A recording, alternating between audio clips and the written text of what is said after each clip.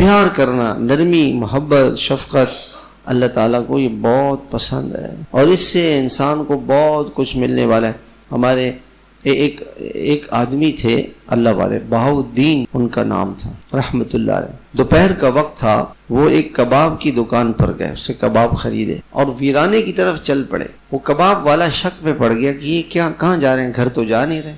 وہ پیچھے سے آنے لگا، اس نے دیکھا کہ یہ گئے قبرستان میں، وہاں ایک پرانی سی قبر تھی، اس میں ایک کتیا اپنے بچوں کے ساتھ وہ بیٹھی ہوئی تھی اور بھوکی پیاسی۔ انہوں نے جا کے وہ کباب اس کتیا کو کھلائے۔ وہ آدمی کہنے لگا میں نے دیکھا کہ کتیا نے آسمان کی طرف منہ کیا، اور تو اللہ کی مخلوق تو ہے نا۔ تو آسمان سے ایک نور آیا اور حضرت کے سینے میں چلا گیا، اور اللہ تعالیٰ نے ان کو خواجہ نقش بند بنا دیا۔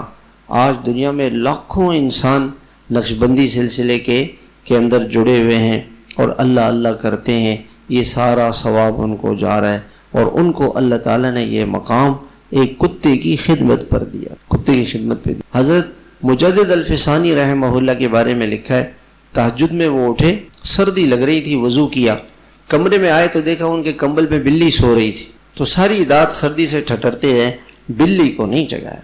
اللہ کی مخلوق ہے، اللہ کی مخلوق۔